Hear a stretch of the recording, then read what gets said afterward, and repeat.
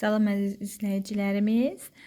Mən bugün 2-ci sinifdən bir misalı, belə deyək, testi sizinlə paylaşmaq istəyirəm.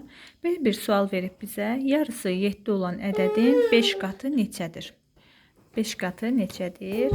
Bunu necə hesablayacağıq? Belə bir xana çəkirəm. 2 hissəyə ayırıram. Bir tərəfin deyir ki 7-dir. Və bunun yarısı 7-dir deyibsə, digər tərəfi də 7-dir deməkdir.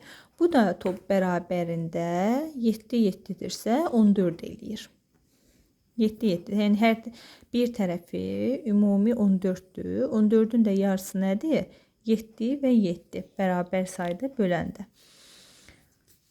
Və deyir ki, onun 5 qatı. Yarısı 7 olanı 5 qatı. Bəzi uşaqlar 7-ni 5-ə vurmaq ilə cavabı tapırlar. Bu doğru cavab deyil, təbii ki də. Biz bunu necə hesablayırıq? Yarısı 7 olan ədədin deyir. Yarısı 7 olan ədəddirsə söhbət 14-dən gedir. 14 olduğu kimi qalır və 5 qatı. Qat deyirsə, yəni 5 dəfə artığını deyir. Və 5-ə vururuq.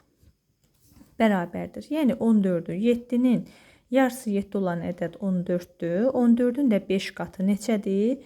Hesablayırıq sütunla, alt-alta vurma ilə və bunu 2 ədədli rəqəmin bir rəqəmli ədədə vurulması üsulu adlanır.